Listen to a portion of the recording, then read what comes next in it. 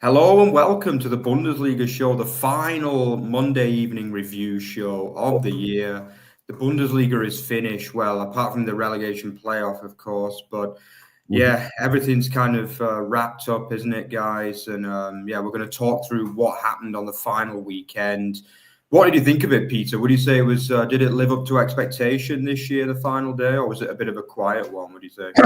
I would say it was fairly anticlimactic. I mean, after all, we had two teams that were relegation was already confirmed for them, and the relegation playoff place, the battle for that. As much as us German fans would have loved to have seen Hoffenheim get dragged back into it, it just simply, on a goal differential level, wasn't possible. But there were still a lot of interesting stories on the world's best footballing beat. And of course, I'm overjoyed to be reunited with Cam Smith, and we got the Tender Trio together. We can start off with a little bit of Kiosk Club, covering some of the stories, outlining some of the stories that we'll be covering this evening, if you like. Go ahead, Peter. First and foremost, before we get to that, congratulations to Oliver Glasner on winning the FA Cup final. Yeah. That's quite the accomplishment. It was a good match. Saw that on Saturday evening. I was working on some articles. Don't really watch a lot of English football because I believe there's a far superior product here on the continent, but I enjoyed it every bit as much. So, kicker is leading with Schluss und Lustig. Niko Kovac is in a fantastic mood. Lars Ricken has said that Niko Kovac was one of the best appointments as a BVB trainer in quite some time. Don't know about that really, but in any case, that is, of course, the big story. The Dortmund Aufholjagd is complete, and Dortmund are heading to the Champions League, as we've been tipping for weeks. I mean, we sort of knew that this was going to happen. And in the Frankfurter Allgemeine Zeitung, I am sorry, Cam, and we can talk about Freiburg. There's a lot to talk about, but obviously it's Kommen und Gehen. Eintracht Frankfurt have secured their Champions League spot, along with Borussia Dortmund. Wasser und Wein is pretty self-explanatory. I don't think you need to be a fluent German speaker to understand what Jesus once upon a time purportedly did. Something, not necessarily saying that's been proven. I think the Süddeutsche could have come up with something a little better than Mainz bleibt nicht Mainz, but of course that is also a huge story that Bo Henriksen, our favorite Danish boob, has led the Rheinhessen to an Europa League spot, and Leipzig are, after their worst league finish in their history, worst top flight finish in their history. Admittedly, it is not very long history, but they are headed to the Conference League. So loads of fun for Jurgen Klopp. I'm sure it will be next season as he's headed to Azerbaijan or wherever the hell he's going. Oh, go on. You still got more, Peter. Yeah. Well, I saved the painful bit for last, of course. The big story, this fight to Bundesliga conclusion, was, of course, much more eventful than the Bundesliga conclusion. And it is indeed legendary German trainer Friedhelm Funkel, who has funkelt Köln wieder nach oben. He has sparked die Geisböcke right back on top. We have a lot to look forward to in the Bundesliga next season when we have Köln back in there, as well as Hamburger SV. We're going to have the big derby for the first time since 2011. That's going to be fantastic. But this was, of course, heartbreaking for a Kaiserslautern fan who had to watch his team lose 0-4 away at the Rhein-Energiestadion. And the Rheinpfalz is actually a little small here. Schwacher FCK ist kein Spielverderber für den FC Köln. Yes, Kaiserslautern have lost or were unable to spoil the Kölner party, unable to get themselves into the relegation playoff. Friedhelm Funkel, who saved us from relegation last season, has come back to bite us in the arse, if I may use British parlance there for a second. And, actually, I'm not all that bitter. Because Friedhelm Funkel is one of my favorite trainers. I congratulate him on the 7th time that he has helped a club achieve promotion. He's actually done it twice with Köln. And he did it twice with the old Bayer, the old Bayer Uerdingen, which is now KFC Uerdingen. I love Friedhelm Funkel. He is a man after my own heart. I love the work that he did with Lautern. I love the work that he did with Köln, helping them avoid relegation. He's gotten promoted with them twice, and he's helped them avoid relegation as well. That was 3 years ago. And he says he may want to continue. I don't see that happening at his age. I think they're going to bring in somebody else next year. But it's quite the story. It is quite the story. And us Lautern fans, we're of course winners in that we got the Bets of Ecstasy back this season. And we'll be okay. We'll be okay. We're going to be fine. We're going to cope with it. So congratulations to Funkel, a legend in his own right, the Neuss native. Yeah, I mean, he really is the god of all Feuerwehrmen, isn't he? He really is. I mean, he can absolutely, literally manages to keep so many teams up and then get teams promoted as well. It's just incredible, really, isn't it? I mean, he just manages to do it time after time. It's funny that no one gives him a longer term job, really, to be honest, considering how many times he's done it. But the guy is like, what, 75 or something now? Yeah, he's only had 2 Feuerwehrmann assignments, actually. That was Köln at the end of the 2020-21 campaign and Kaiserslautern last year. Prior to that, he was with Düsseldorf for about 4 or 5 years. And I was actually heartbroken when they fired him in January 2020, because he was always one of my favorite trainers. And you know that Düsseldorf is one of my favorite clubs too, particularly to go visit. So I did do a story on him back in 2021. I translated an interview in which he said that he has to take a nap between training sessions. And given that was 4 years ago, I have no idea how he's possibly going to manage or to train a club, or manage, as you Brits would say, in the top flight, because that's extremely intense. And grandpa taking a nap in between training sessions doesn't really go in the Bundesliga. But well, if he's got the Feuer, if the Feuerwehrmann has the Feuer back in the belly, then well, we'll see. Yeah, and obviously Urs Fischer, from what I could hear, was linked as well with the job. Did you see that one, guys, as well? I mean, that'd be a hell of an appointment, wouldn't it, Cam? Yeah, I mean, now, I mean, we were speaking about it in our Bully News group chat the other day. Everything just seems pretty wide open from, I'd say, the top 3 downwards, to be honest. And I think even the promoted sides can be looking up and saying, well, we could look for an upper mid-table finish, to be honest. I don't think that's out of anyone's reach next year. Yeah, I mean, it definitely looks like a strong promoted 2, doesn't it? You'd imagine both teams to kind of add to the squads. I mean, Hamburg have like a plethora of attacking talent as well. Like, they have so many good players. Yeah. Even Davy Selke has really kind of proved himself. You know, a man who has been maligned on this show on more than one occasion for his Bundesliga exploits. But fair play to him. I mean, what he did at Köln and then at last year and then at Hamburg this year, he's done a lot better and seems to have his career on the right trajectory after a lot of false starts, let's say that much, from the big. Yeah, well, to be fair, that Köln team that went down last year were awful, weren't they? Yeah. Towards the back end of the season, especially. Yeah, they were. And let's be honest, they relied a lot on Flo Kind to get them promoted again. He got a double against Nuremberg and then 1 against your boys, Peter, as well, didn't he? So, yeah, I think they've kind of, you know, a man who used to be a key player for the FC, but kind of went really poor the back end of last season, didn't he? But seems to have managed to rejuvenate himself as a Zweite player again. But anyway, we've got to talk Königsklasse, haven't we? We're talking about the top league. And yeah, obviously Champions League is going to be our main aim of the show today, because obviously the title race is over. Relegation was more or less over, but we will touch on that a little bit at the back end of the show. But yeah, obviously Eintracht Frankfurt and Borussia Dortmund sealing the place in the Champions League. I mean, Cam, I know you're a sympathiser. Well, I think we can call you a sympathiser of Freiburg from now on, really, having been a regular visitor to that part of Germany on this season. But, I mean, what a game it was. It wasn't a game that disappointed at all, was it? I felt as though, you know, Freiburg, with a classic Freiburg goal, really, to get the 1-0 from the long throw. Obviously, Ritz Doan with yet another goal for him. I mean, he's going to have a hell of a lot of suitors this summer, I would imagine. But after that, I felt as though Frankfurt put in a stellar performance, really. I thought they played really well. And Cam, I mean, I think we can safely say Frankfurt deserved the win here. Absolutely, yeah.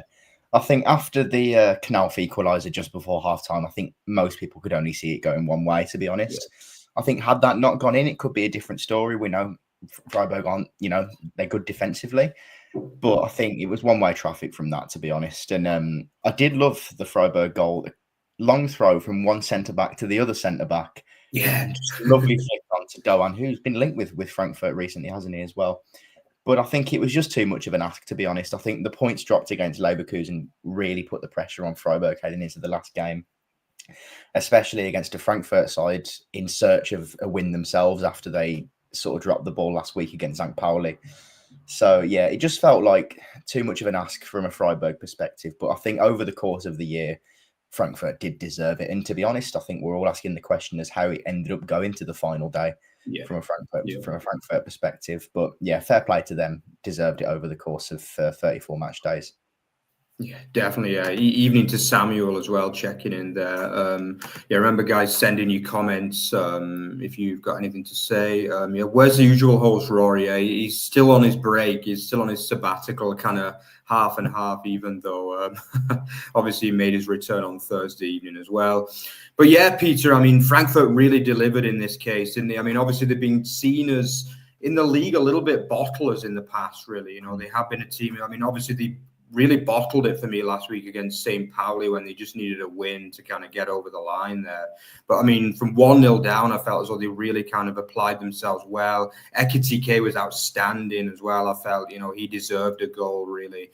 That man Christiansen as well. I mean, what a season he's had, the back end, really. I mean, 3 goals in 3 games to finish the season, Peter. And yeah, obviously Dino Topmuller's celebrations at the end showed that he was a relieved man, I think, after getting a little bit of stick over the last week from the Frankfurt fan base. But Peter, can we say over the season that the SG deserved Champions League? Can I just add as well, after he was called a useless tosser on this show? Yeah, that is true. Yeah.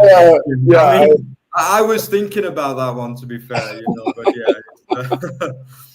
Indeed. I was reluctant to bring that up. As you know, I had no idea the level of vulgarity that was in British slang. So that was somewhat of a misnomer on my part.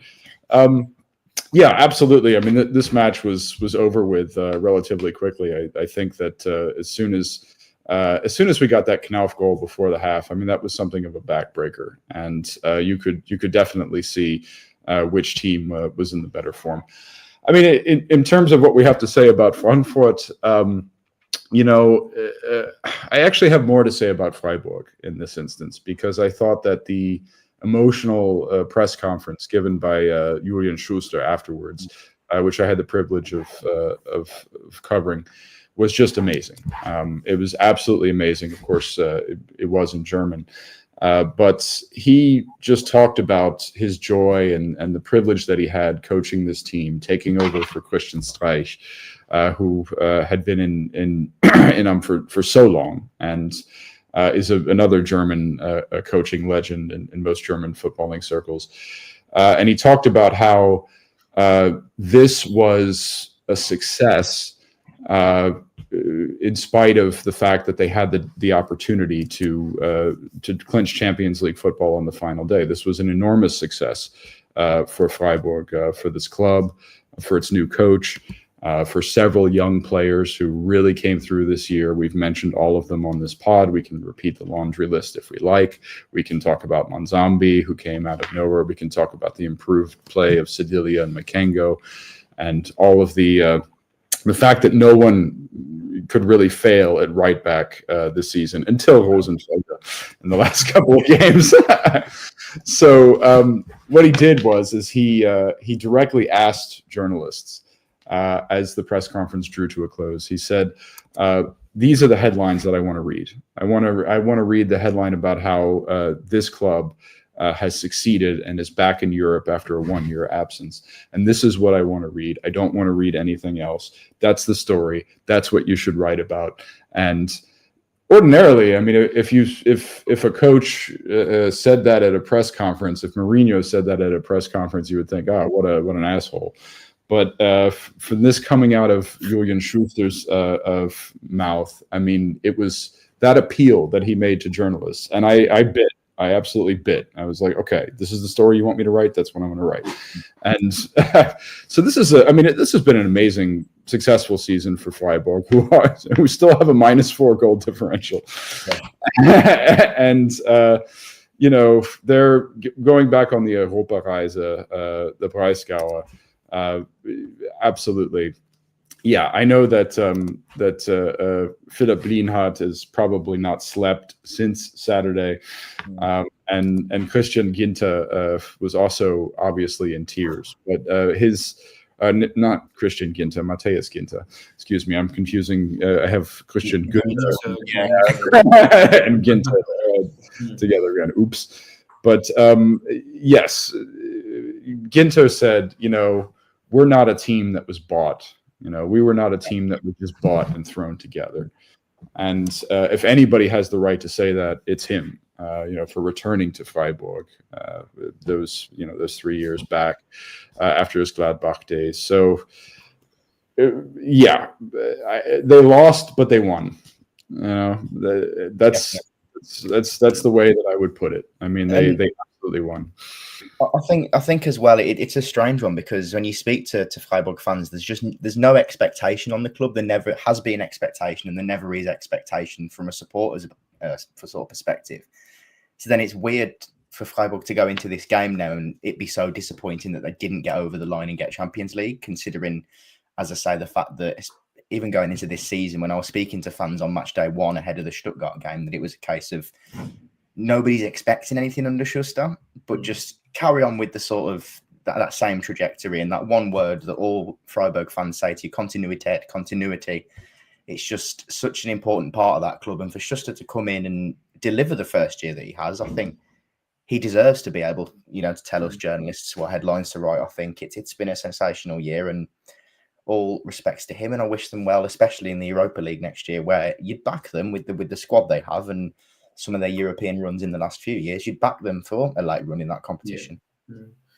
Yeah, definitely. I remember myself when we went down to Freiburg, Peter, as well, in that freezing cold evening what was it, Friday evening in December. Was that the Wolfsburg game, was it? It was, yeah. And we spoke to that little old Freiburg fan on the train station, didn't we? And he said they were like a lower mid-table team, basically. He said they weren't even a European chasing team at all. So, I mean, for them to have been so close to Champions League and get 5th place, I think Julian Schuster is absolutely right that it was a success as well, because, as you say, a lot of these players have come from the youth team as well, the likes of Makengo, Sildilia, so many of them, Manzambi, a lot of them came from the youth and from the...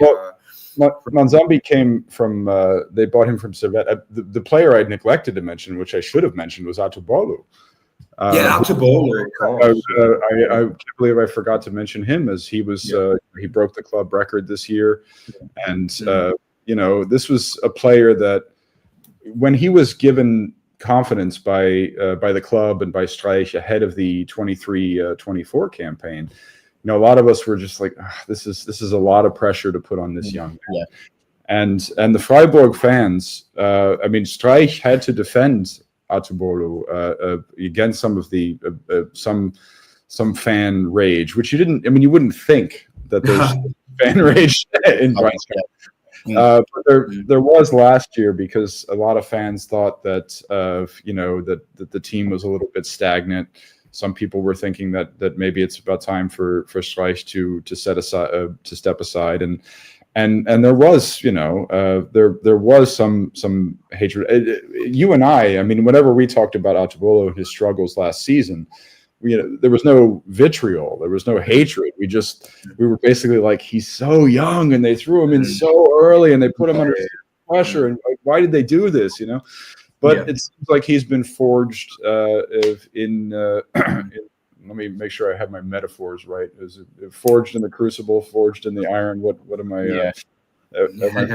Things there. Pressure makes diamonds. How about that one? Pressure makes diamonds. There you go. That's nicely done. Nicely done. So, and he's really. I mean, if there wasn't such a damn logjam in the at the national team, I would definitely, I would recommend him for that. But I mean, it's there's too many other players at that position right now. But who knows? You never know.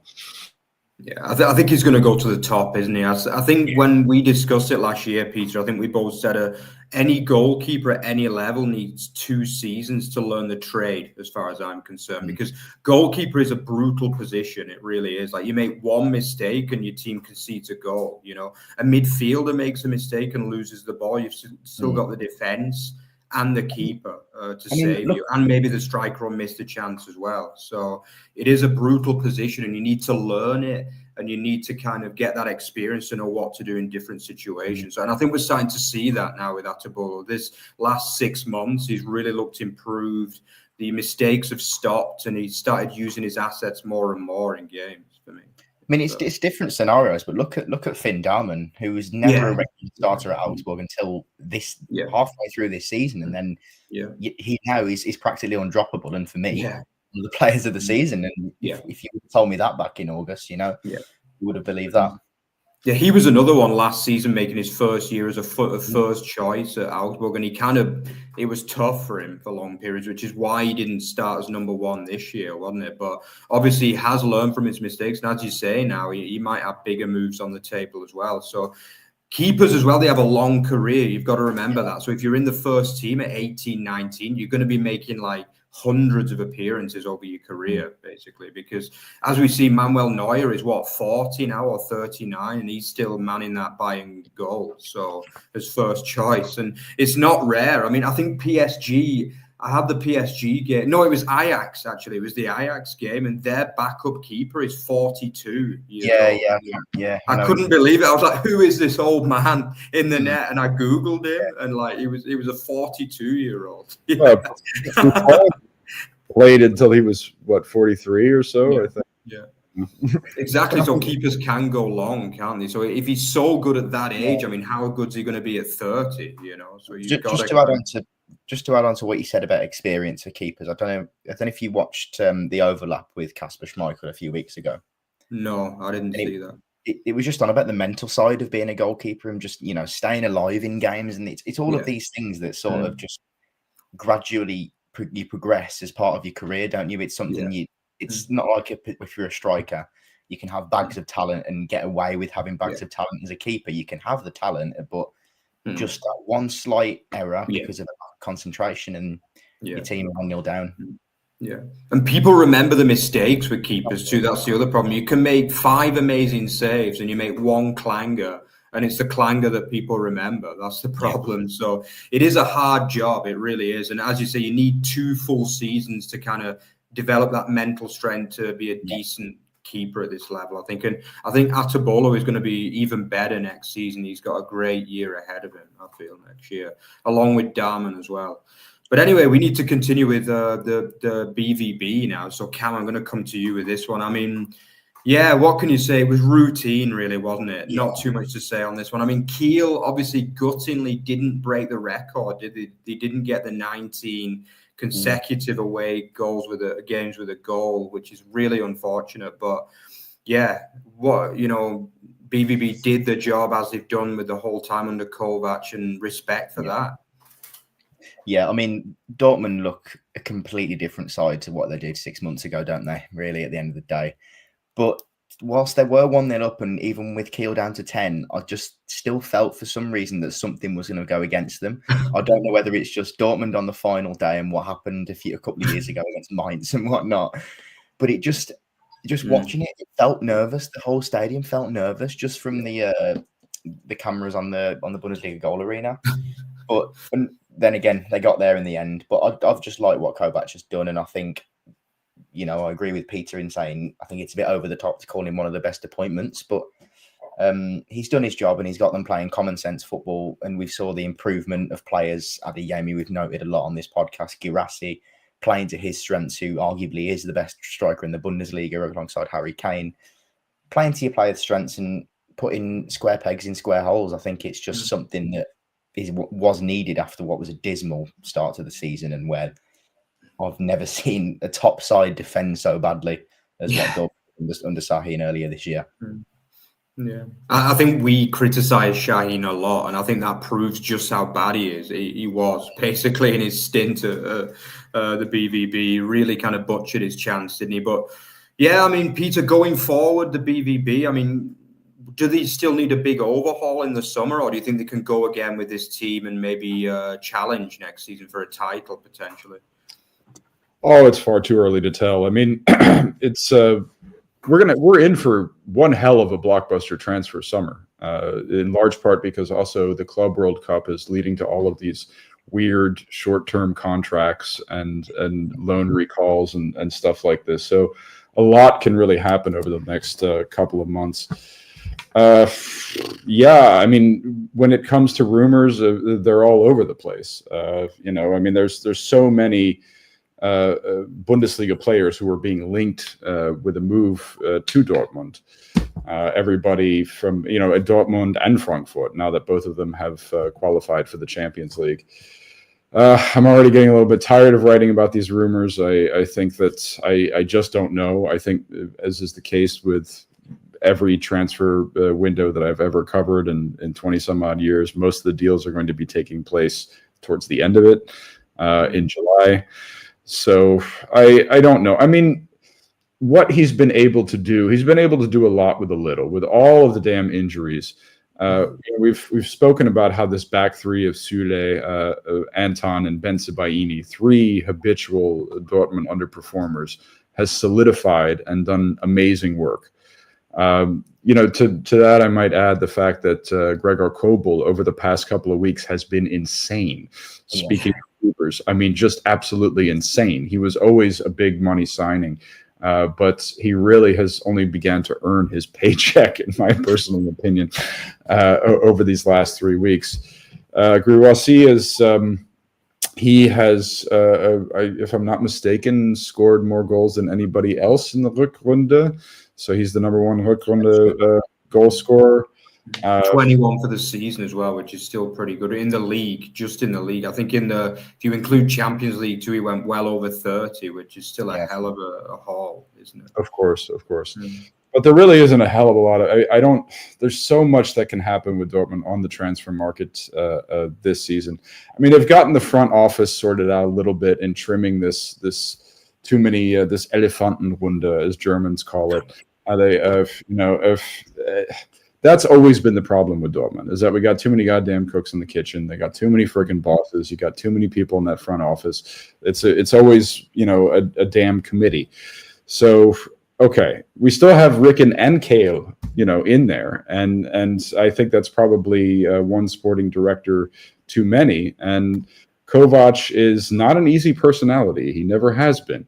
I think one of the reasons that he's had success here, he's had more success here than he has.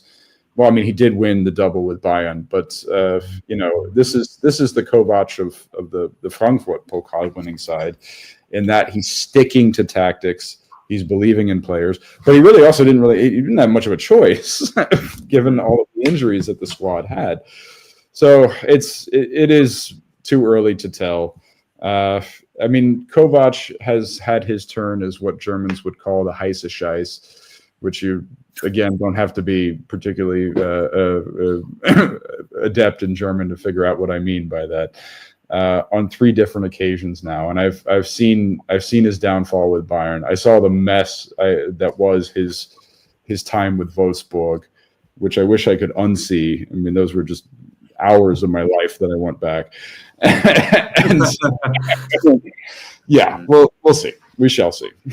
But I mean, there's nothing really more to add. I mean, we knew that they were on the rise. We knew they were going to get back there, and that's just what they did. Yeah. I think to be honest though, this last 2 years has to be a wake-up call for Dortmund now, hasn't it? Really, I mean, they got leapfrogged by Stuttgart and Leverkusen last year, and it's the second year that they haven't finished second in a row, when they've been the side nailed on to be closest to Bayern for 10 years now, over 10 years. And the way that this season, what happened in the first half, is simply unacceptable for a club of their size and with their ambitions, isn't it? Considering they were in a Champions League final last year.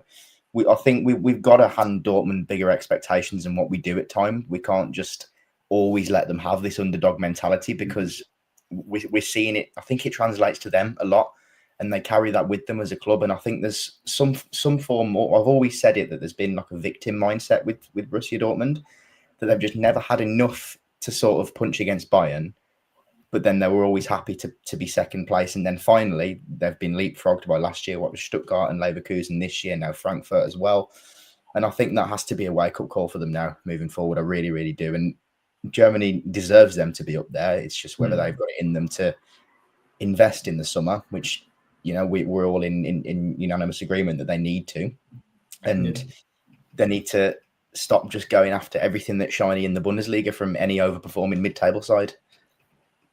Yeah, I think it's a really good point, Cam, as well. Yeah, I mean, obviously the Champions League form has kind of papered over cracks for a long time as well, really. Obviously, famously making the final despite finishing 5th last season, and then obviously this season making a very respectable quarter-final with a strong performance against Barcelona as well, particularly in the second leg. So, yeah, I think they can take credit from the European performances, but clearly the Bundesliga performances and Pokal as well have been underwhelming for 3-4 years, really now. You know, they should have had that Bundesliga title 3 years ago, when basically everyone was like giving it up, basically, when the Bayern dropped points like 4 times in the run-in, but Dortmund still couldn't take advantage that year, could they? Which was crazy. For me as well, I mean, I know that they've had some amazing players and also sold some amazing players. I'm not saying that by any means they should keep hold of Erling Haaland and Jude Bellingham and whatnot, but they haven't exactly invested the money that they've earned in the right areas, have they, at times. And I think that they've only had themselves to blame for this downfall that has been the last 2 years. Eventually, as I say, getting leapfrogged by Stuttgart and then now Frankfurt. So, yeah, it's going to be a big summer for them, and I think that wake-up call will be huge for them moving forward now. Yeah. Well, apparently they want to go English again with Joe Bellingham this time, don't they? So, yeah, we'll have to see. Like his borderline twin brother. I've never seen two brothers who aren't twins look more alike than them two. By the way, they're literally like ringers for each other. For myself, it's amazing to see. Obviously, for two lads that grew up probably 20-25 minutes away from me, and I'm now at that age where footballers are now younger than me, which I don't like. Like, this is getting to that age now. But yeah, it'd be nice to see for another Midlands lad in the Bundesliga. Of course, another Bellingham, but he's always going to have that name, isn't he? And it's a gift and a curse at times, isn't it, when your older brother is that good? Yeah. Definitely. I think myself, Peter and I long past that point when players were younger than us. So, yeah, welcome to the club, Cam, basically. Yeah. But yeah, let's move on anyway to Mainz Leverkusen. Obviously, Mainz securing Europa Conference League football, which they might be a little bit unfortunate to do. Obviously, finishing 6th, even though last year that would have given them a Europa League spot as well. But obviously, this year with the fact that Germany didn't get the extra place from good European performance, and the fact that Stuttgart and Bielefeld will meet for the final place, incredible if Bielefeld end up in the Europa League. Who was the last team, Cam, to do that? Who was the last team that managed to get in the Europa League in the second division from one of the major top 5 leagues? Yeah, that shirt that you're currently wearing right now. There we go. Yeah. Wigan Athletic. Yeah, the last time. Yeah, exactly. In the big 5 leagues, anyway. I'm not sure about some of the smaller leagues out there, but definitely. Ben Watson, last-minute header. Yeah, Ben Watson. I was there. Peter knows about it. I think every time we meet, I mention that at least once. Yeah, I can imagine that. I would do the same. Yeah. I think just about every Wigan fan on earth really mentions it at least once a day, that match. Yeah, but anyway, Mainz no fun in Europe, guys. Yeah, I mean, what an achievement. Obviously, for long periods of the season, it did look like Champions League was on the cards, didn't it? But they did. Obviously, that 7-match winless run did kind of put the scuppers on that. But obviously, the win last week against Bochum, followed by what I thought was a brilliant performance, to be honest, against Leverkusen. I mean, how Leverkusen got away with that 2-season unbeaten record away from home from this one. I'll never know. I mean, 4 goals disallowed, and I think 2 of them were harsh in my eyes. I mean, Mainz just completely dominated the game from start to finish, more or less, Cam. But yeah, respect to Leverkusen for sticking in there. It's an incredible achievement for them, 2 seasons in a row unbeaten away from home. But Mainz in Europe, congratulations.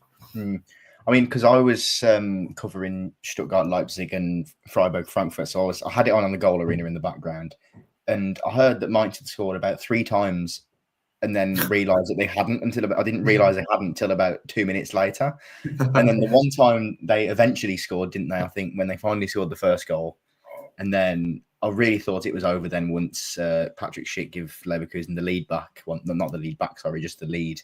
And then Leipzig were leading against Stuttgart. And I thought the dream was over. But no, we got to see Leipzig kicked out of European football, which is obviously fantastic. And then a club like Mainz, when I think you can't not like Mainz. There's nothing to hate about them apart from if you're Peter and you're from that area, I guess. But they are a likeable club, aren't they? And I think Peter also agrees.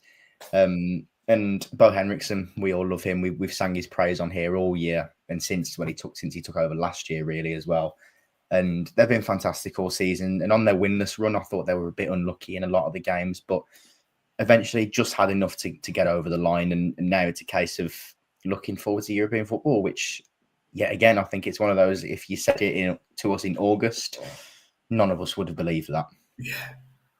Yeah, incredible, isn't it, Peter? Obviously, the Palts will host Europa Conference League football, even though I know that no Lauten has actually classified them as the Falts, but officially by law, they are the Falters. So how does it feel to have Falters in Europe, Peter? Well, I did a vlog on Mainz. I visited Mainz. I was clear to state my allegiances before I went. The Carnival Club is not something. It's not a club that I necessarily hate as much as most Lauten supporters do. I mean, I go there. I mean, the reason that Lauten supporters hate it, the deep Pelzer, the woodsmen don't like this Rhine-Main Hessen ones. The ones that were talking, the Pfälzer Bummler that were talking to you in the stadium. Yeah, exactly. Yeah. Well, I mean, those are the Pelzer for you. I mean, the man was talking to you and talking to you and talking to you, had no recognition of the fact that you could not understand his dialect, and he just kept talking. So, yeah, I mean, it is a good story. It's a great story, and I mean, I think that, you know, one reason that the Lauten supporters hate them even more is because, you know, they've this new arena that they got. I mean, when they moved from the Bruchweg and they got this Meva arena, and it was all, you know, sort of corporate and you know, extra seats for what you call the prawn sandwich brigade and things like this.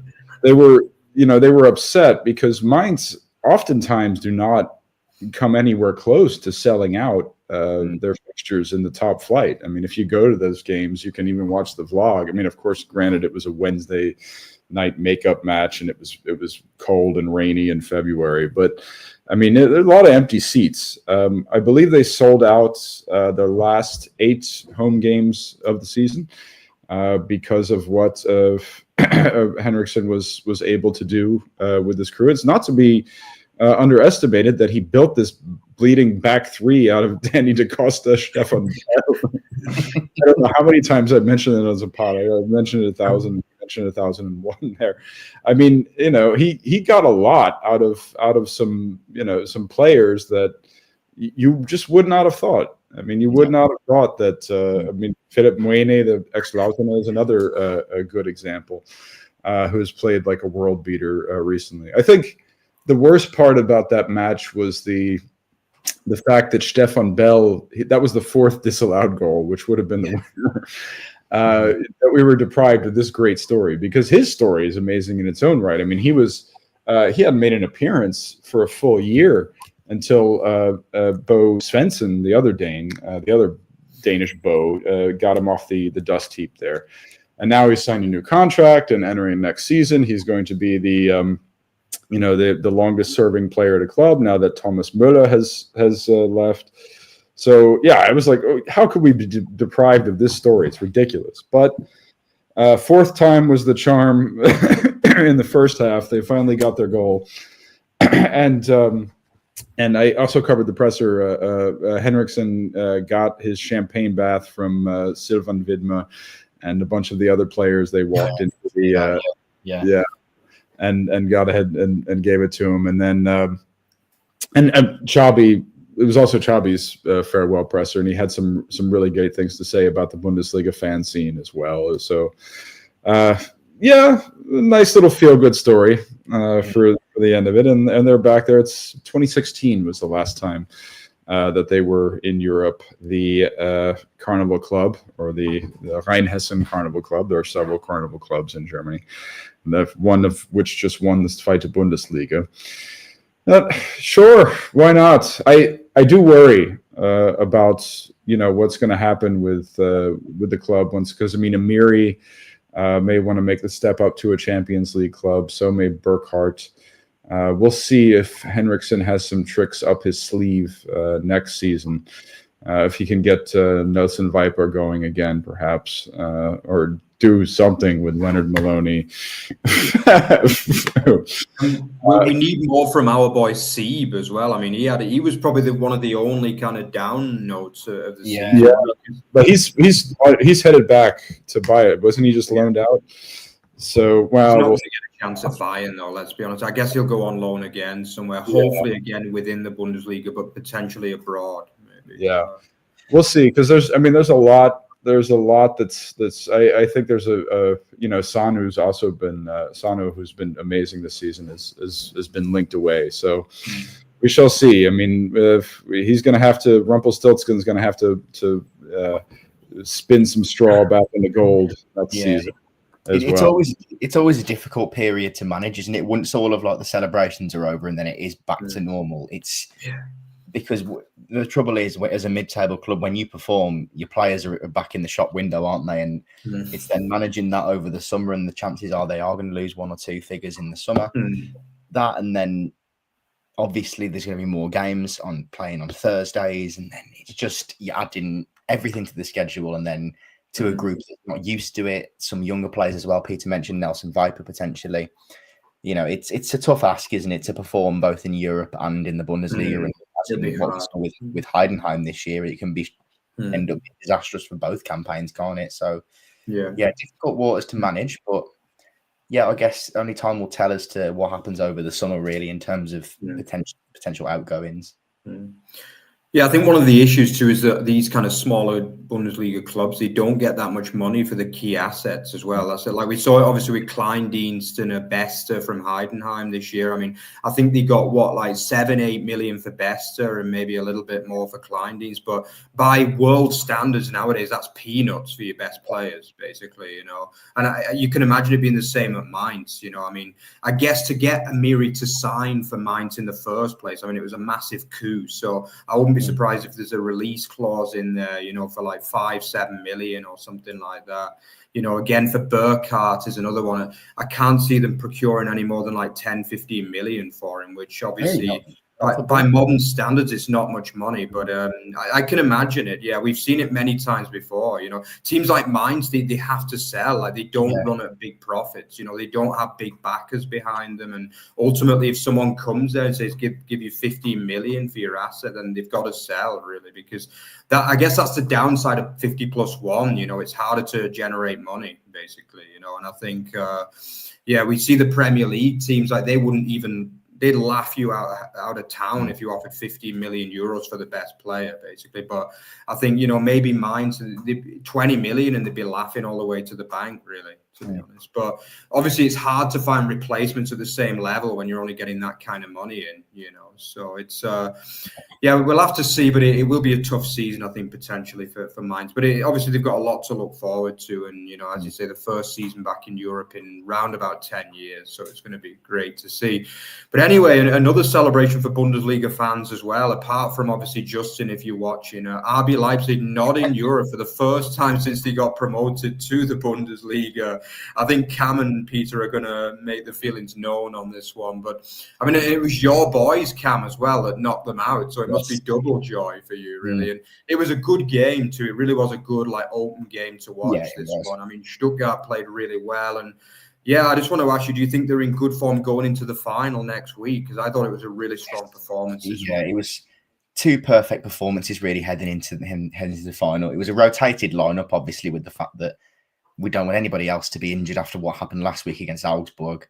But I think it was, all things considered, a perfect performance against still a good side in Leipzig. Obviously, they've missed out on European football, but still on their day, we know how good they can be with the quality they've got. Overall, though, I was enjoying the live tweeting from the Mainz account. I don't know if you saw that, Peter. No. Just everything that was going on in the Stuttgart game, Mainz were tweeting it as if it was happening in their own game, which was just fantastic to see. But nice. I think everyone played well in the Stuttgart team, to be honest. And yeah, I think it's just about getting into the final in good form, because there was that really strange run again after. But I think this Stuttgart team has gone through weird spells this season. Just after the run started, there was an amazing run up until the PSG loss, and then the subsequent loss against Gladbach then, and there was just a real dip. And then it went back up again for about 3 or 4 weeks, and then just since then, weren't able to get going. I think for the money spent last summer, it's probably been a disappointment domestically. I think as much as the cup final is amazing, when you spend as much as you did on both Undav and Demirovic, and for them to both have poor returns compared to what you'd expect, Demirovic hasn't hit the heights that I think was expected of him. He has put up decent numbers, but in terms of how he's played, it hasn't been the best. There's been players in and out of form. I think Furik's been very poor this season. Leverlin hasn't hit the same heights that he did earlier in the year, and defensively there's just been errors all over the shop. So now you've got a cup final to look forward to, a chance to reset in the summer and go into the cup final in perfect form. Yeah, definitely. Yeah, I think obviously Undav had a really strong end to the season as well, which is definitely what you want, obviously for Germany as well. But I mean, I've got to mention one man. I mean, Nick Voltemade. I mean, what a performance that was from him. And he was a player that I think me and you, Peter, we both tipped up, even though he never scored for Werder Bremen. We both thought he was a kind of dark horse for one of the signings of the season in the last year. But I mean, he has just been unbelievable, hasn't he? And this was maybe one of his best performances as well. I just thought he was unbelievable in this game. And in general, he's a hell of a player, isn't he, Peter? Well, I mean, yeah, I was doing some scouting work on him for a U21 column over the last international break, and was in Darmstadt once again to watch him live, and got him and saw him. I mean, he was just amazing. And not only was he amazing to watch live, but the manner in which the crowd serenaded him as the Wolverine. So no, I mean, he's the 2 meter tall Messi. He can play as a 10. Which is ridiculous for somebody of that height and build, but he's incredibly smooth with that. He's an incredibly special talent. I mean, I'm not worried about Tim Kleindienst's injury for the German national team at all. I think Nick Voltemade is ready to step up, and one of the reasons why he had such a great season. I mean, the story at the beginning of the year was how he was left off the Champions League roster, and must have written 3 or 4 articles about Voltemade commenting on this, and he had a lot to prove, and he has proven it. So, yeah, I mean, Demirovic also finished the season strong. He finally got his hat trick. Undav really, I mean, after that form dip, I mean, he's back on terms, I think there. Yeah, I mean, I don't necessarily think it's a very disappointing season for Stuttgart at all. I mean, they're favored to win the Pokal final, which will of course translate to a European berth. And they have a very good trainer. I mean, if you want to talk about managerial, head coaching, whatever you guys want to call them.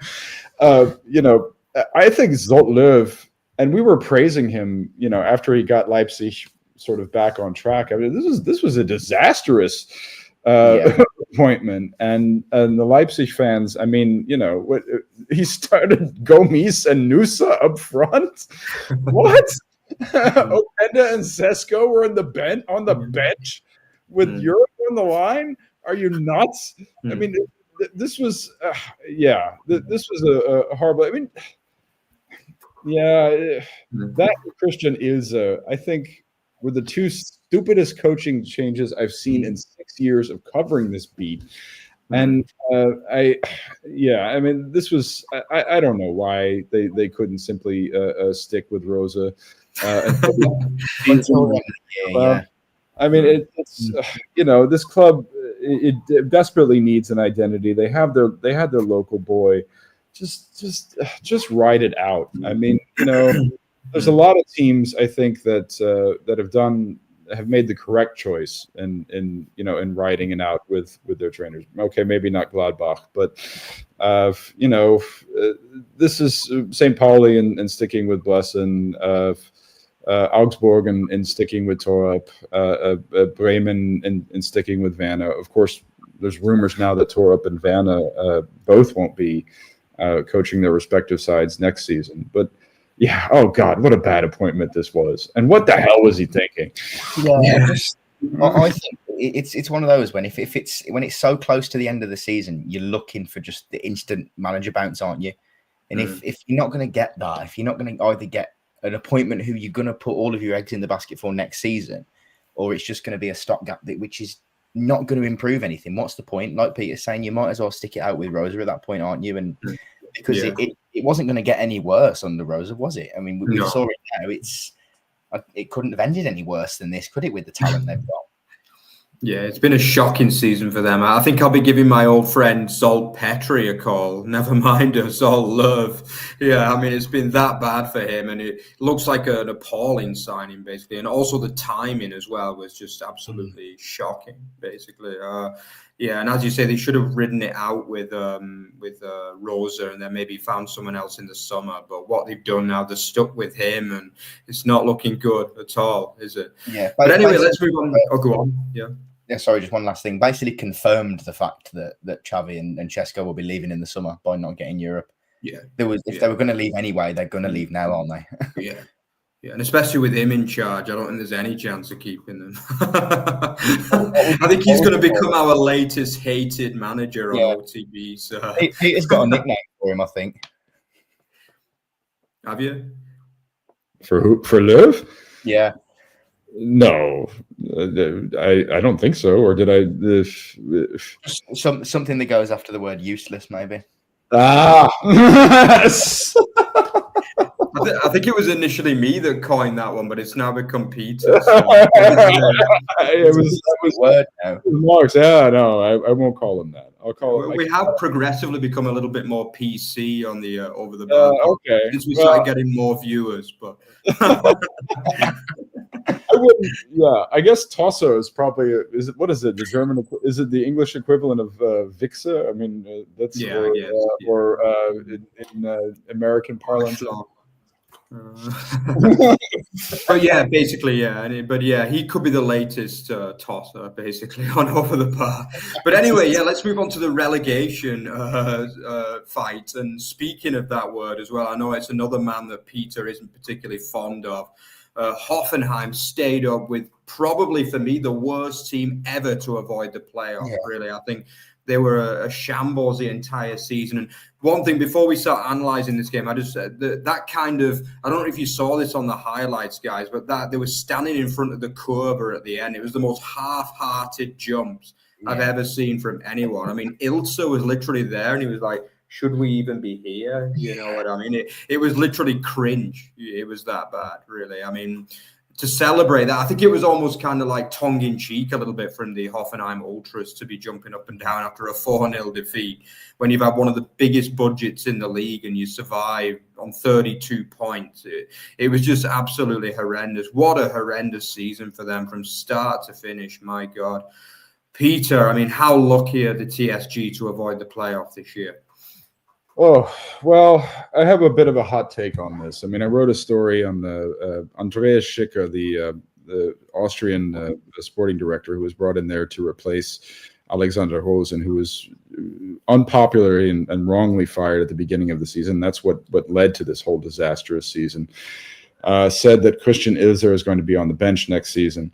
My hot take is that I don't think Christian Ilzer or him are going to be at the club next season. I think this club absolutely needs to toss out this Austrian invasion, this Sturmgras invasion, the worst Austrian appropriation in Germany since you know what. And I absolutely, I cannot stand either one of these characters. The fans don't like them, and probably most importantly, the players do not like them. All right. If Andrej Kramaric does not like his head coach and does not like his sporting director, guess what you do? You pitch them the hell out of there, because Andrej Kramaric is now that Sebastian Rudy is gone, and Oliver Baumann. Well, okay, Oliver Bauman's still there. I expect that Baumann doesn't like playing for this kind of nonsense either. If Kramaric and Baumann, the team leadership council, do not like these guys, pitch them out. Pitch them both out. And the Hoffenheim board has shown courage this season already by outing this Roger Wittmann character and Rogan Sports Management. And of course they did say, oh well, we spoke to Dietmar Hopp and Dietmar Hopp said it was okay. So I don't know how low their cojones are actually swinging. But when it comes to there we go. There's our vulgar word of the week. But so okay. I mean, anybody involved with this club, I mean, they do need to have a pair, and they do need to have him hang low, and they do need to stand up to Hopp at this point, who said that he was stepping back and wants this to be a fan-owned club again. And I think they both need to go. They absolutely do, because the core players do not want to play for this character at all. And Kramaric's interview mid-season will last forever. Also, it was Dennis Geiger who said, we spend all of this money in what? He was another one who gave a classic post-match interview this season. It can't happen. They cannot let these guys remain in charge all summer long. And that's my take on it. Yeah. I mean, when we just spoke about Leipzig saying, it couldn't have got any worse from when they got rid of Rosa.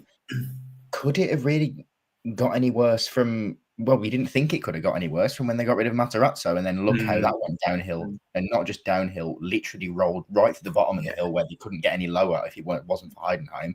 Yeah.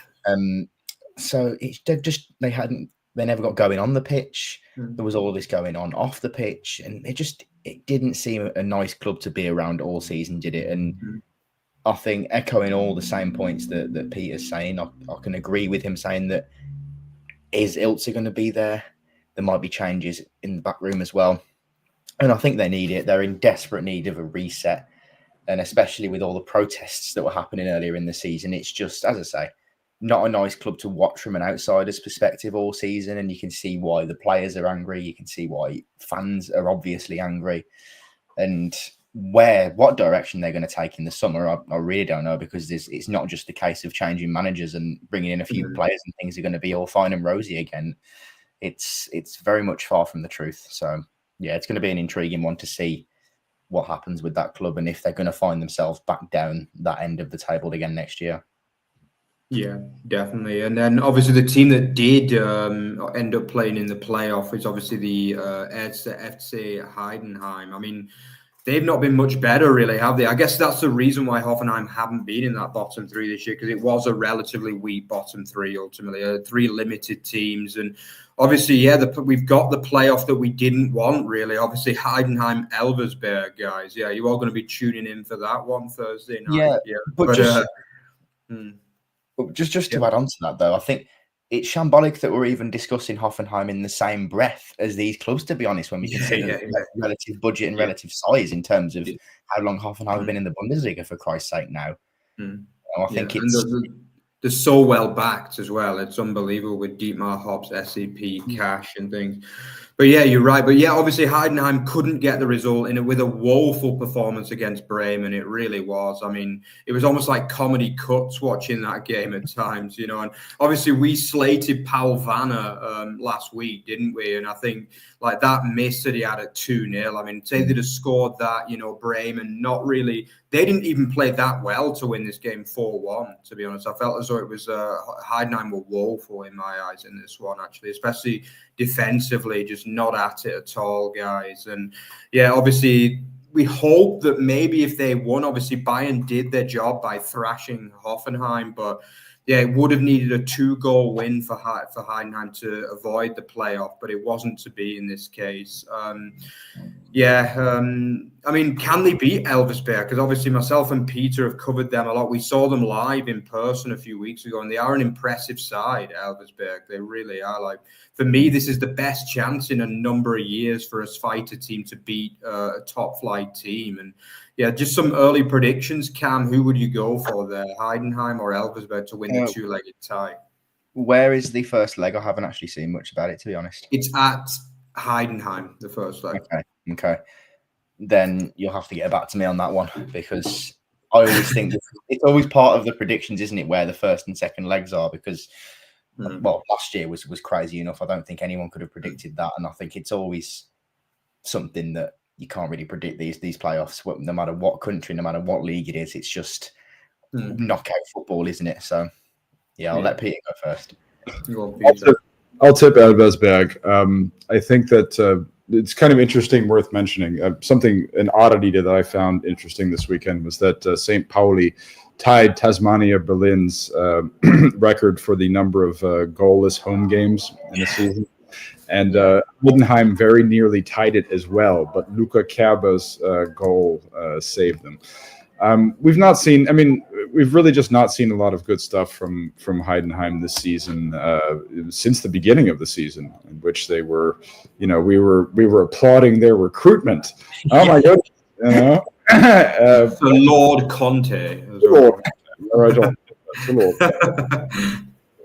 Because they were flying, weren't they, at the start of the year? I think they were. Yeah, absolutely. They entered in the September international break, and Mark and Rory and I were praising them on a pod that I was doing from the Jersey Shore, and I remember that distinctly. That was when we first brought up Sir Lord Conte, and I invited. Anytime you want to turn this podcast into House of Commons is fine with me, Mark. My right on broad horse will make way. Smith. Petrie were coming later, but right honorable gentleman. But no, I mean they completely tanked after that, and the Bruno Sivsavadze got to be one of the biggest busts of the January transfer window, absolutely. So I mean, I'll tip Elversberg based on the fact that, I mean, if people wonder why Elversberg are so good, it's because they've been getting all of these great players on loan these past few seasons, including our boy Nick Woltemade, who refined his with Elversberg. So I think they have the better team. You should add to this that I think I've tipped the Zweite Bundesliga side to win the relegation playoff 2 years running on this pod and have been wrong. So yeah. It's also maybe a little bit of wishful thinking on my part. I mean, we've not seen a Zweite Bundesliga side. To be fair, Peter, last year you came pretty close. I think no one could have predicted that, could they, in the end? So that was the joke, the biggest choke in history. That one, from Dusseldorf. Yeah, but it's. I mean, there is a huge quality gap between the leagues, and it's only as time goes on and football becomes more under the microscope. There's just going to be nothing more. I mean, there's going to be huger gaps here. So we have, a Zweite Bundesliga side has not won since Union beat Stuttgart at the end of 2018-19 campaign. There's all sorts of new ideas for playoffs. The Rashid Azouzi model is a very good one that I think people can look up if they're interested in. But yeah, so maybe it's a little bit of wishful thinking on my part as well. I want to see a Zweite Bundesliga side win, even if we're trading a town of 50,000 for a town of 13,000 people in the Bundesliga.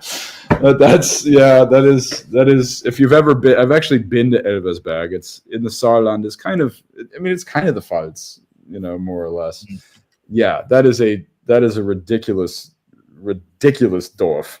That is a village that makes Asbach look like a freaking metropolis. So I remember when they came to Nuremberg on the 125-year anniversary, they had about 200 fans there, and that was a game that you can watch that on the vlog. I have the Elversberg Kurve on that vlog, and that makes the freaking Holstein Kiel traveling supporters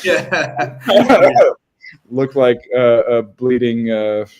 Who did we see away at Preston? That was Stoke. Yeah, that makes them look like the Smash. I mean, there weren't many there, that's for sure. But yeah, I'm sure that normally teams manage to kind of put together a decent away following in the Bundesliga. Or even Kiel, I think we're selling out every away end this season as well. Considering how far they have to travel. Okay, It really is. Yeah. But when me and Peter saw them in Fürth, there were about 300 of them there, maybe. That Kurve, I don't know, Mark. I expected. I mean, it reminded me of the Sandhausen guys. Oh, come on. Nobody beats that. Sandhausen wins the record. By the way, Sandhausen got relegated into the Regionalliga this season, incredibly. Yeah, but I think they won me and Peter's award of most Tim Pot fans in all Germany after that game. Yeah, you've got to watch that. If you've not seen that vlog, Unterhaching Sandhausen, which incidentally, Peter ended up being the bottom two in the Dritte Liga as well, ironically, by the end of the season. And nobody's really surprised at either of those stats, to be honest, I don't think, after that game. But anyway, it was a comedy vlog, if there ever was one, that one. But yeah, just a few other games to run over. Not much to say about them. Obviously, Augsburg 1, Union 2. I mean, this was a game that how Augsburg didn't win this one, I'll never know. And I mentioned before, obviously, as an Augsburg sympathiser and fan, really, it is disappointing that they finished the season on 4 straight defeats. I mean, I know a lot of people would say, okay, they have nothing to play for, but this is a second season in a row that they've done this under Yes Torup. Like last season, they were really good. They lost the last 5 in a row. And this season, they've lost the last 4. So it is a little bit frustrating. Obviously, the post-match comments from Torup as well. He was disappointed. He was angry with the team that they managed to lose that game from a seemingly control position, really. They were completely dominant for like 65, 68 minutes, really, and ended up losing that game. So a disappointing end for them. Obviously, Baumgart really had the effect, didn't he? Managed to get that team going. Not always the best performances, but, he got that fight back into the team, and they probably look in decent shape going into next season as well.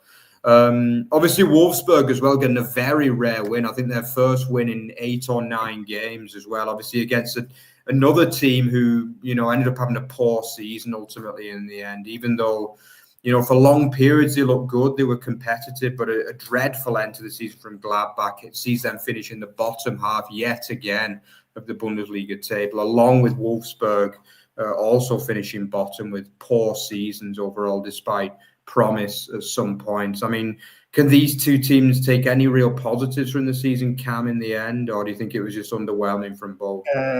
Gladbach, I would say yes, more than Wolfsburg, to be honest. I think that little run in sort of February, March, I was had them as my favourites for Europe alongside Wolfsburg at that point. And then I think for Wolfsburg after that, it's just gone down and down and down. Yeah. But I think for Gladbach after the form, especially last season, I think to turn things around and have a respectable finish, it is a massive improvement. But I think the only downside is how they fell off towards the back end. I thought going into this weekend, if you asked us back in February, March, what would Gladbach versus Wolfsburg have resting on it, you'd potentially say it would be a battle for European football. It turned out to be just a nothing fest, didn't it? And that's a shame. But I think for Gladbach, there are positive signs moving forward into the summer now. I know the Kleindienst injury is a big shame.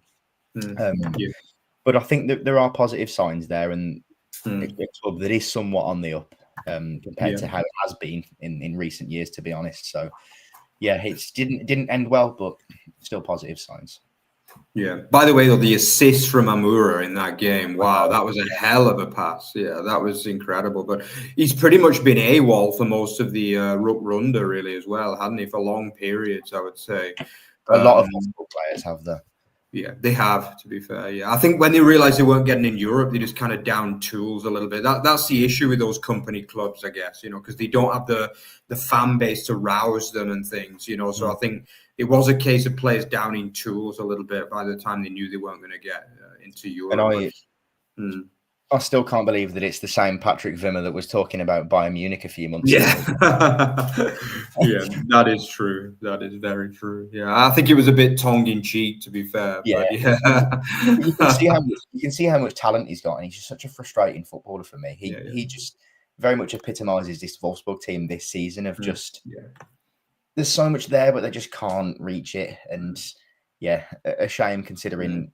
Yeah, as I said back in February when I wrote my little article on the European race with their fixtures, I thought these are nailed on. But unfortunately, our predictions never come true, do they? So, well, it makes two of us, Cam, as you say. I was also tipping them up. I think when me and Rory did a prediction ahead of the Rückrunde, I think I actually put them in the top 4. Incredibly, I was that convinced by them. The squad in the Hinrunde. It's. But obviously it fell apart badly, didn't it? And obviously they do sign off on a win, but it's very much disappointing season with the squad that they had. And obviously the final game is a disappointing end for St. Pauli as well. Obviously losing yet another stalemate. Was that 11 stalemates, I believe, for the season? In 17 games at home. I mean, that is a putrid record. It really is. I mean, we all thought, I think me and Rory, when we did the predictions on Thursday, we were convinced they were going to sign off with a few goals, but it was too much to ask for from this Pauli team who just don't score goals, really, do they? That's their problem. How can we analyse Pauli's season? Because obviously Blessing probably was getting a bit of stick early doors, but then people really started to be convinced by his ways. But I guess the end has also been a little bit underwhelming, hasn't it? Like, I would say they've not really earned survival in many ways. They've been given it by the bottom 3, to be honest with you. I mean, 32 points doesn't normally guarantee survival in most cases, as Peter's favourite number, 35, is pretty much always correct. I think this is the first season that 35 hasn't been the number you've needed to avoid the playoffs. So that we've been covering the show anyway. So definitely, what would you say about Pauli, Peter? I mean, obviously newly promoted team, so survival is the aim, but, not enough goals and at times not enough entertainment from them, really. Oh, they deserved it. I mean, there's always enough entertainment at the Midland Tour, even if there's not a tour at the Midland Tour. And of course, I mean, I was also, this is one of Germany's notoriously most leftist clubs, and I really enjoyed, along with the stuff that Freiburg did, the stuff that they did leading up to the German election. Which was a very important election, in my opinion, something of a victory for centrist, competent, technocratic government, if you want my 2 cents on the matter. And as for the team itself, I think that even if we, didn't necessarily get explosive offensive performances, the midfield pressing for me was always on point. And that was true even after Jackson Irvine went down injured. I think that our boy, one of our favorite names to call on here, who would be Eric Smith, but it's Schmeit, because it's Swedish. The manner in which he moved into midfield was particularly impressive, and I like the work that Hauke Wahl did back there as well. So, I think it was a disciplined team that oftentimes really put in some heavy physical performances in the midfield trenches and didn't really shy away from the duels. And that reflected Blessing's character a lot. So I think they obviously deserve to stay, even if we didn't get many tour at the Milan Tour. Look, anytime if you're going to tie a Tasmania Berlin record, you live in ignominy. I mean, this is simply, you don't do that in Germany. As a matter of fact, you piss off the Tasmania fans because they don't like it when you tie any of their records. Those are their records. But they absolutely deserved it because it was was a good and let's not forget, I mean, Blesson sort of had to take over impromptu. Yeah. When the partnership fished another one of our boys. And he's took some stick as well this season. Fabian Herzler in the Premier League as well. It's a bit of a shame. Yeah. Side note, but so I mean, it was they gave us some from sort of a football tactical perspective and a purist perspective, and people who like to see a lot of crunching tackles in midfield and things like that. They gave us some good entertainment. Didn't give us many goals. I mean, what was it? 28 goals on the season. Most of them are away from home. I think all but I think they scored less than 10 at home, to be honest. Don't forget that didn't they beat Union Berlin 3-0 or 4-0? 3-0. They got 3 against Kiel, 3 against Union, I think 1 against Augsburg, and not many more on top of that, to be honest. I mean, Bochum, okay, so they scored 28. Bochum in last place scored 33. Holstein Kiel, 49 goals. Heidenheim, 37. Hoffenheim, 46. Union, 35. Augsburg, 35. And that's your bottom half of the table. So they weren't even close to anybody else. So I think clearly a new striker, like a top level striker, is going to be on St. Pauli's shopping list this summer. I think definitely. But yeah, I think it's funny you mentioned Tasmania, Peter, about their records. Because I remember a few years ago when Schalke were in danger of beating their record, and I remember a group of Tasmania fans travelled to Schalke to support Schalke to win so that they didn't break the record. I remember, that was a fantastic story. That's about as German as it gets. Also, because I mean, don't forget that was during the COVID era, so they had nothing else to do. Yeah, that is true. Because play was suspended at the 4th tier and below. So they were just like, screw it, we'll go to the Veltins Arena and protest. It's like about 10 of them there, like the record is ours and things. Fantastic story that was. But anyway, guys, that is it. That is the end of the Bundesliga 2024-25 season. But good news for you guys, we will have more for you because we will have our annual awards evening as well. We don't know the exact date for that because there's a few ideas going on, but that will be coming for you as well. But in terms of review shows, that will be the end of it, obviously. The playoff is still coming up, obviously the Pokal final as well. Don't forget that as well. So we will be analysing that a little bit, probably on social media. So we'll continue to post on that. And obviously you can follow Cam on his tagline as well. Peter as well over on X.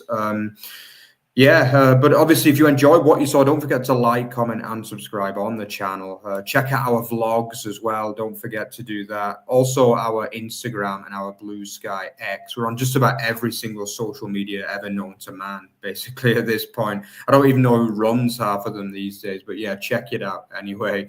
Thank you for your continued support as well, guys. Our regulars, absolutely fantastic to see you in there. Keep commenting as well with what you think about our show tonight. But as I say, it's not the end of the season yet because we will be joining you for one more kind of final hurrah for the season with our awards evening. Look out for when that'll be on social media as well. It should be, we're looking at probably either next week or like mid next week, I think we're looking at for that, guys. So thank you very much. Thanks to Cam and Peter as always, and we'll see you again for the awards evening show. So see you then, guys. Ciao, ciao.